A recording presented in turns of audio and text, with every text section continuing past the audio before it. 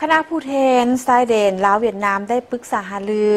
สังเกตสิราคาคืนและเห็นดีเป็นเอกภาพต่อกับผลสำเร็จในการปฏิบัติหน้าที่เวียกงานชายแดนในระยะ2 ปีที่ผ่านมาของบรรดาเจ้าหน้าที่ชายแดนของศูนย์กลางและการท้องถิ่น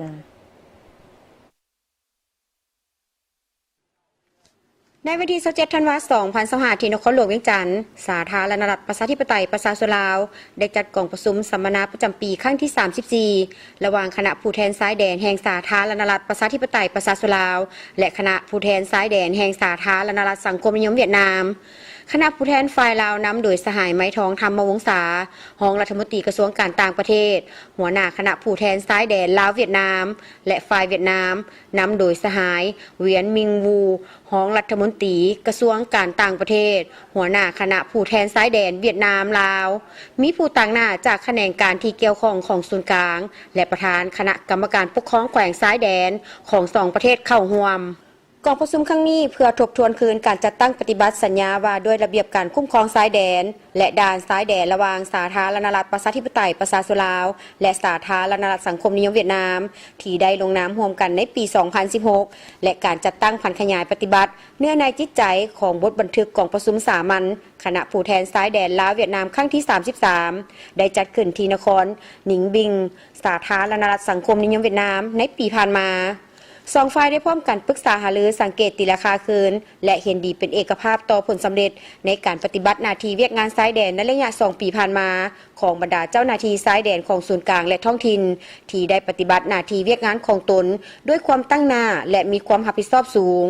ได้เป็นเจ้าการห้าวหันประกอบส่วนอย่างแข็งแรงและสำคัญเข้าในเวียกงานคุ้มครองชายแดนรับประกันความมั่นคงความสงบและความเป็นระเบียบเรียบร้อยอยู่ตามบริเวณชายแดนระหว่าง2 ประเทศซึ่งได้เป็นการประกอบส่วนอันใหญ่หลวงเข้าในการเพิ่มทวีหัดแน่นสายพัวพันมิตรภาพอันเป็นมูลเสื่อมาแต่โดนนานบนพื้นฐานจิตใจสายพัวพันมิตรภาพอันยิ่งใหญ่ความสามัคคีพิเศษและการร่วมมือรอบด้านลาวเวียดนามเพื่อสร้างให้บริเวณชายแดนของลาวเวียดนามเป็นชายแดนแห่งสันติภาพมิตรภาพและการร่วมมือ